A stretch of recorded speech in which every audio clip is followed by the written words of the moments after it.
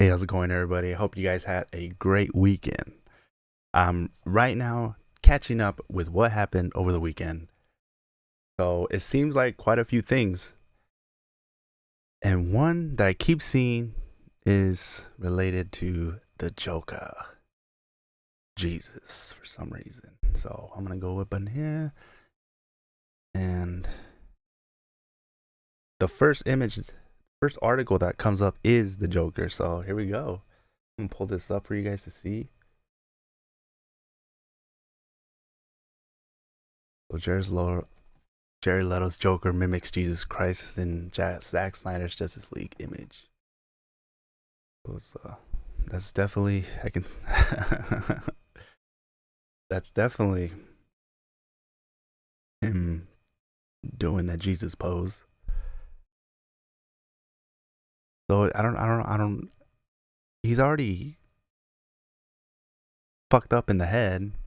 Is this him kind of like fully going crazy or some shit? I don't know what this means. Let me read this up. Jared Leto's Joker does a Jesus Christ pose in a new image from Zack Snyder's Justice League.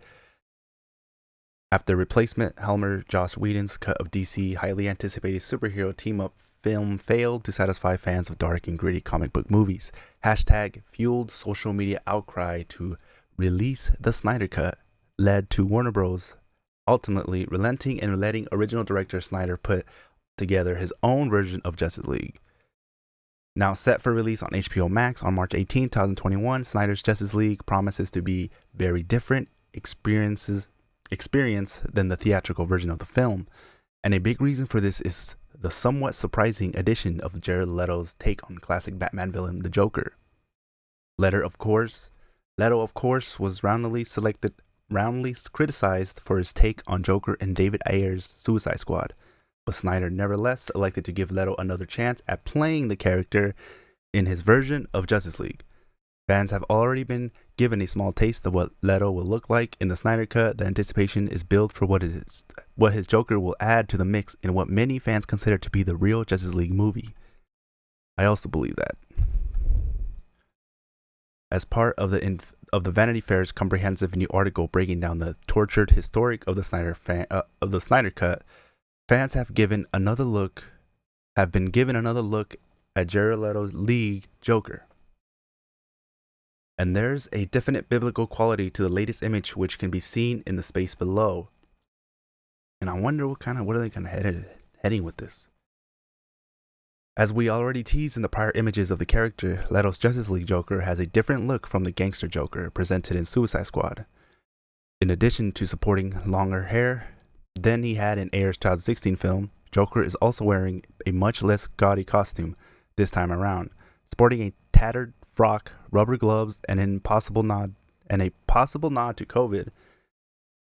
A face mask. His makeup is also very different, and there is no sign of the facial tattoos the character had during his apparent SoundCloud rapper phase in Suicide Squad. Yeah. And I hated the tattoos. So I'm glad they took that out. And the new image, of course, adds an important touch to Joker's relatively toned-down look, giving him a crown of thorns familiar from hundreds of years of artistic depictions of Jesus. This now gives Joker something in common with Kanye West, who was widely criticized when he appeared on the cover of Rolling Stones wearing a similar crown. What this image is meant to say about Joker is anyone's guess, though of course it's already been teased that Joker and Batman are on the same side in the new version of Justice League.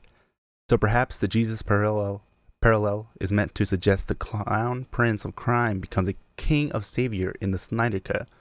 Or maybe Joker is just a big fan of Mel Gibson and wanted to pay tribute to the film's blockbuster Passion of the Christ. Either way, anticipation for the Snyder Cut only continues to build as the countdown rolls on to the film's long-awaited release on HBO Max. What I believe here is I feel like he's fully gone crazy, which is nothing new. And I do believe that Joker and Batman are going to be on the same side. I don't believe that Batman's really going to want to work with Joker. I feel like Batman's going to want to get Joker, and Joker's going to be like, oh, you need me, you know you do. And just kind of fuck with Batman that way until they finally, are working together. And ultimately, I feel like in this apocalyptic world, I feel like the Joker's probably gonna kill himself in a way to try to destroy Batman or something. Or he's gonna do something crazy in the apocalyptic world, which is gonna make the Flash go back in time. I don't know, it's just me speculating. But it's definitely gonna be. I can see some people getting mad, stuff like this.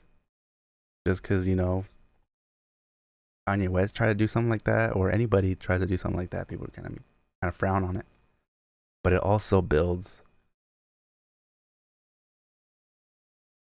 publicity. So, you know what they say, bad publicity is still good publicity. So, but we'll see how it goes. I'm excited to see what's going down with Joker. Also, there's gonna be like this. There was released that they reshot the ending to the Justice League with a new appearance of a new superhero that we haven't seen yet. So this is me probably thinking that we're probably gonna get our first look at the Green Lantern or the Martian Manhunter. If Hal Jordan shows up at the end, that shit's gonna be crazy. There's already so much different things that we saw in the trailer that's already made this movie way different than what we got in the theatrical version. This is not no director's cut type of thing. This is feeling like a whole other movie. And I can't wait to see this. But you guys let me know down in the comment below what you guys think of this depiction of Joker. Do you think that what they're doing with the Joker is good? Do you agree with it, or do you see it as something as they're just trying to get